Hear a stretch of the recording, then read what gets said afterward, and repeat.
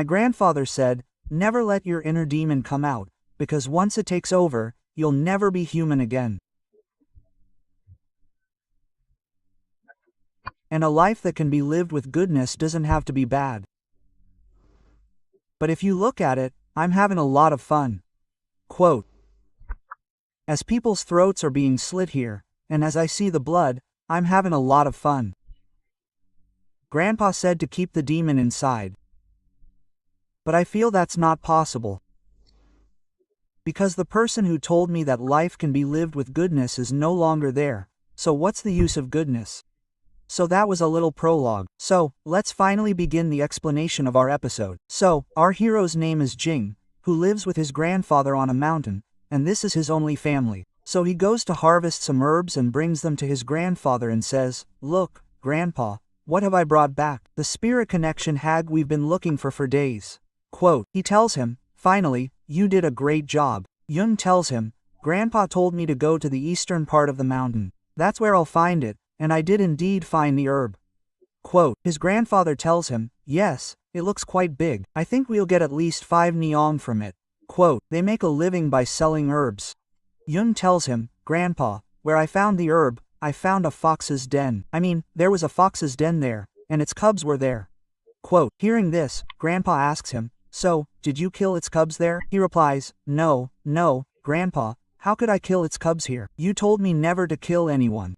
Not without reason. If I had killed that child, their mother would have been very sad after returning, and how could I make anyone sad here? You were the one who told me never to make anyone sad. Grandpa tells him, son, Zhang, you did a great job. It's great that you didn't kill those children here. Come quickly, I'll have dinner ready for you.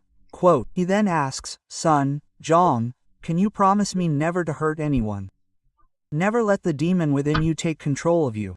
Because once the demon takes control of you, you won't be able to control your inner self. Quote, Zhang is surprised to hear this, as he still doesn't know about his inner demon. Then one day, when he returns from harvesting herbs, he finds his grandfather's mutilated body lying in front of him. Someone has apparently severed his abdomen, the upper part of his body. He is utterly shocked and asks, what happened? But in reality, his inner self is a true demon. That's why he can't even shed a tear. He calms down completely after seeing his grandfather. Not a single tear falls. He says, I don't know what to do in this situation. My grandfather was my only family, but I can't even cry here. Quote, standing there, he says, Grandpa, you told me to control my inner demon and never let it control me here. But it doesn't seem like this world will let me do that. Quote, and with that, he gives a devilish smile and says, Grandpa, I will avenge you. I'll find him and then kill that guy the same way he killed you. With that, he picks up the same piece of paper lying there and walks towards the village.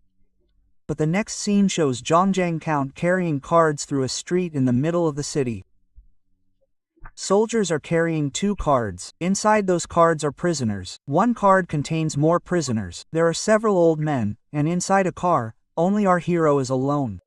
All the townspeople are standing around and dissing him because all those bandits are either murderers or rapists. Because of this, he is very angry with everyone and says that this is what should happen to all of them. All these mountain bandits should be killed in this manner. They should be hanged on the spot. While all of them are making a lot of noise there, the scene above shows a soldier sitting on the 2nd floor of a restaurant building named Guard Cam. Guard Cam is sitting next to a man who is probably the prison manager. He sits next to him and tells him, I need you here. His gaze falls on the boy, our Zhang, who is sitting alone in the car.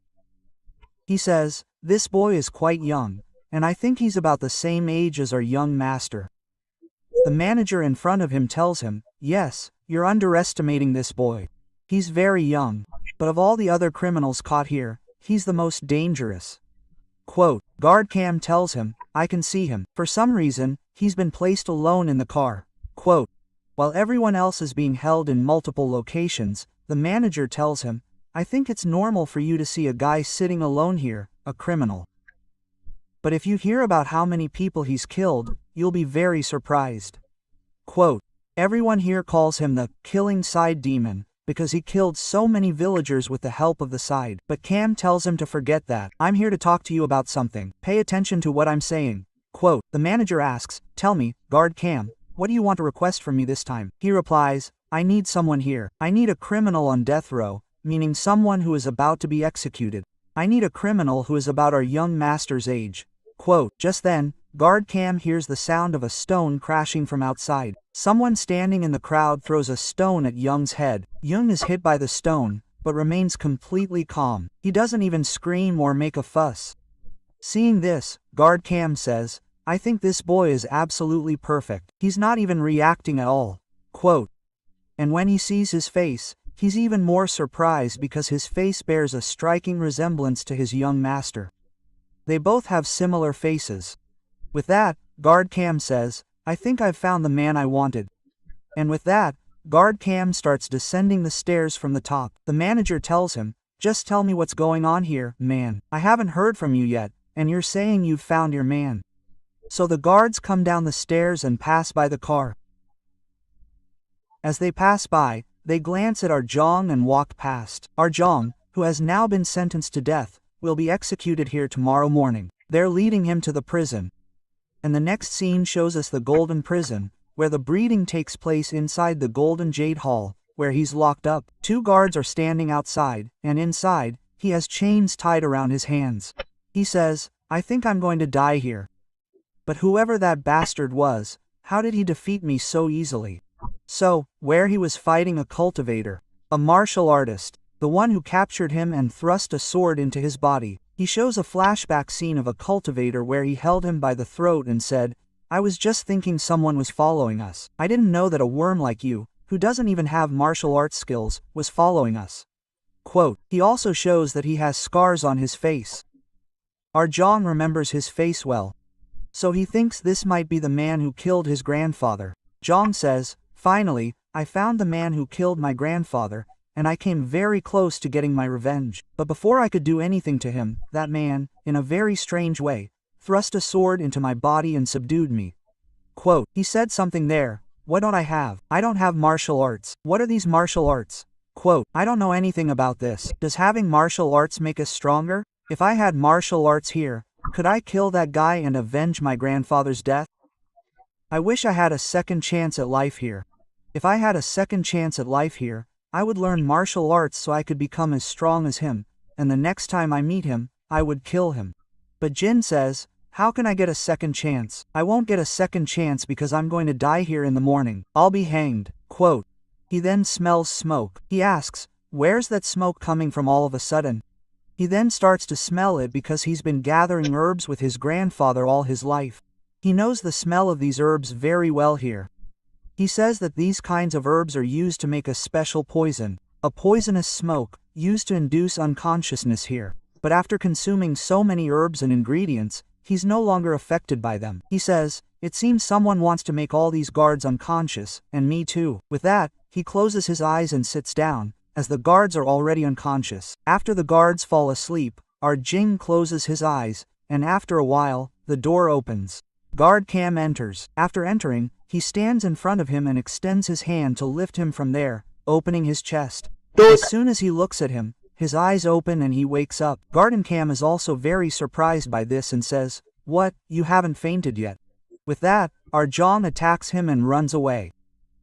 He pushes him away and tries to run away quickly. Young says, I don't know what's going on here, but I feel like this is my second chance. Now I'll be free. I'll escape and learn martial arts, and then I'll find that murderer and avenge my grandfather's death. Quote, will Arjong be able to escape, or will something else happen? What's going to happen is going to be very interesting, and you'll enjoy that scene immensely. So, wait for the next episode and don't forget to like the video. I've turned off comments on this video because this series is made by Solo Leveling Studio, Red Studio, and my first channel, PKFX, was blown up by Red Studios strikes. I won't take too many risks here, so, please just like. Thank you. Quote,